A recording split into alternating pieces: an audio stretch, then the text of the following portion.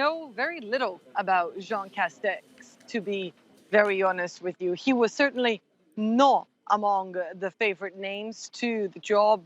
Earlier this morning, when we heard the news that Edouard Philippe was actually going to go, that's when we started talking about Monsieur Déconfinement, Mr. Deconfinement. He's the man who was charged with coming up with a plan to lift France safely out of the lockdown. He's said to be a discreet but very efficient politician.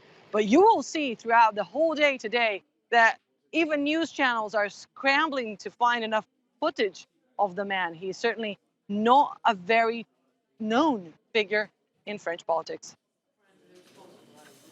Annelies, what does this mean on a wider scale for President Macron? Because we started the week with a pretty shaky performance by his party in the French local elections.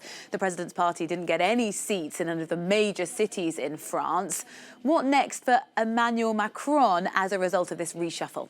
Well, Rosie, Emmanuel Macron is now under more pressure than ever to deliver this new chapter, this new start, to reboot his presidency. We've been talking about the possibility of a cabinet reshuffle for a few weeks now. And the fact of the matter is there were reports of tensions between Emmanuel Macron and Edouard Philippe during the height of the COVID-19 crisis. Why? Because Edouard Philippe came across as this pragmatic, calm leader who was really steering the ship here in France during the pandemic, while Emmanuel Macron was seen as out of touch every time he gave a speech.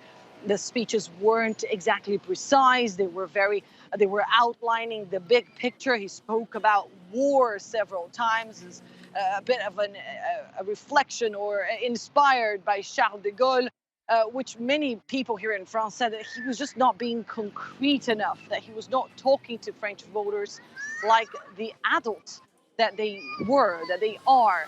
And so, of course, the two men have very different styles, and that was reflected in the approval ratings in recent weeks. Edouard Philippe, who came out of this crisis with 53% of approval ratings against 40% for Emmanuel Macron. So many political analysts now saying Emmanuel Macron didn't like that. He wanted someone that was less independent.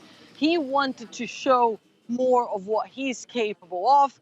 And now, of course, this new choice perhaps could reflect that. But the consensus here today in France really is that this is an unwise decision for Emmanuel Macron. Why? Because he loses an important part of this administration. And, of course, because this puts Edouard Philippe as a potential powerful rival in 2022 when France will hold presidential elections.